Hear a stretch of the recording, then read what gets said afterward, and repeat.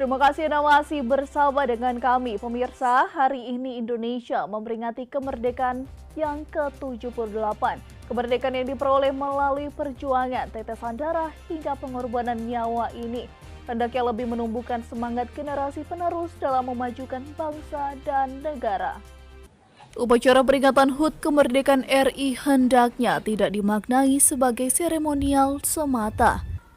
Tapi bagaimana kita mengenang jasa para pahlawan yang telah berjuang mengorbankan nyawa agar Indonesia bisa lepas dari belenggu penjajahan. Serta bagaimana nilai juang kita dalam membangun daerah yang telah diwariskan para pendahulu kita. Demikian disampaikan Wali Kota Kota Mobagu, Tatong Bara.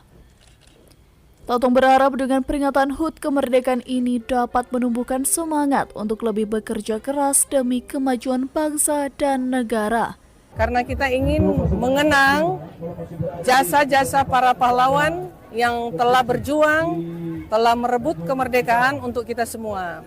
Bukan hanya kita melakukan upacara seremonial semata, tapi harus kita maknai ini sebagai nilai juang kita untuk membangun daerah yang sama-sama kita cintai, yang diwariskan oleh para pahlawan yang berjuang penuh dengan semangat pengorbanan jiwa, darah, dan raga mereka. Oleh sebab itu, ulang tahun kemerdekaan ini selalu dibuat untuk upaya kita untuk bisa merasakan bagaimana kemudian hari kemerdekaan itu, dan kita maknai untuk bagaimana kita merefleksikan ini untuk membangun daerah sebagai warisan dari para pahlawan kita.